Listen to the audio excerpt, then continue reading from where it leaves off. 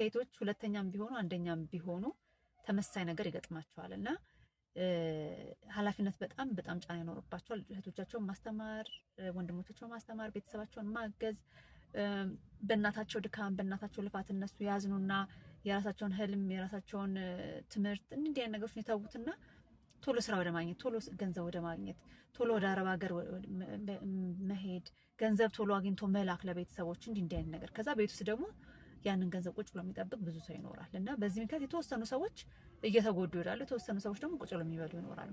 ወደውም ሊሆን ይችላል፣ በተለያየ ምክንያት ሊሆን ይችላል። ግን አንዳንድ ጊዜ በስንፍና ቤት ውስጥ ቁጭ ብሎ የሚበላ ሰው በጣም ብዙ ይኖራል እና ይህንን እዚህም ላይ ዛሬ ባነሳው ብዬ አስቤ ነው። እናትም ስንሆን መክፈል ያለብን ዋጋ የት ድረስ ነው?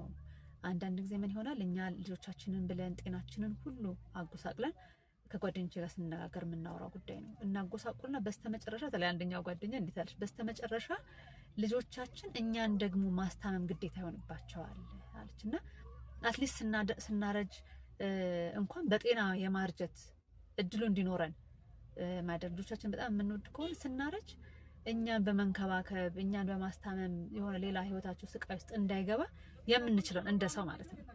ከኛ በላይ ሆነ በጣም ብዙ ነገር አለ። ግን እንደ ሰው ራሳችንን በመጠበቅ ጤናችንን በመጠበቅ በቂ ረፍት በማድረግ ከስትረስ ራሳችንን ነፃ በማድረግ ለልጆቻችን ሌላ ድካም፣ ሌላ ጭንቀት፣ ሌላ ችግር እንዳናስቀምጥባቸው መስራት ይኖርብናል። ስለዚህ ዛሬ በዕለተ ረቡዕ ይሄን ልላችሁ ነው የፈለኩት። ወደ ራሳችን እንመልከት፣ ራሳችን ለራሳችን ጊዜ እንስጥ። እህቶችም ከሆን ለሁሉ ነገር ጊዜ ያለው ለመርዳትም ጊዜ ያለው አይደለም። መጀመሪያ ራስን አድን ነው የሚባለው።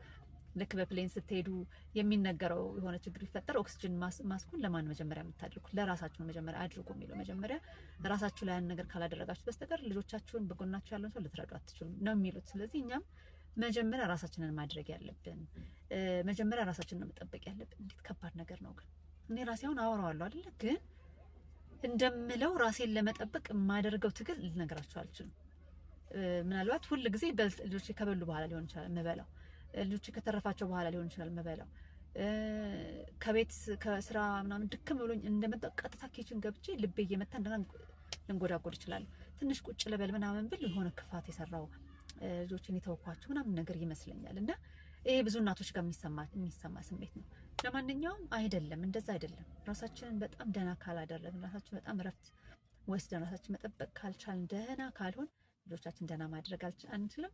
እንደ እህት ደግሞ እኛ ደህና ካልሆን፣ እኛ ጥሩ ቦታ ካልደረስን፣ እኛ በትክክል በሁለት እግራችን ካልቆምን ከነ ቤተሰባችን ተያይዘን ገደል ልንገባ እንችላለን።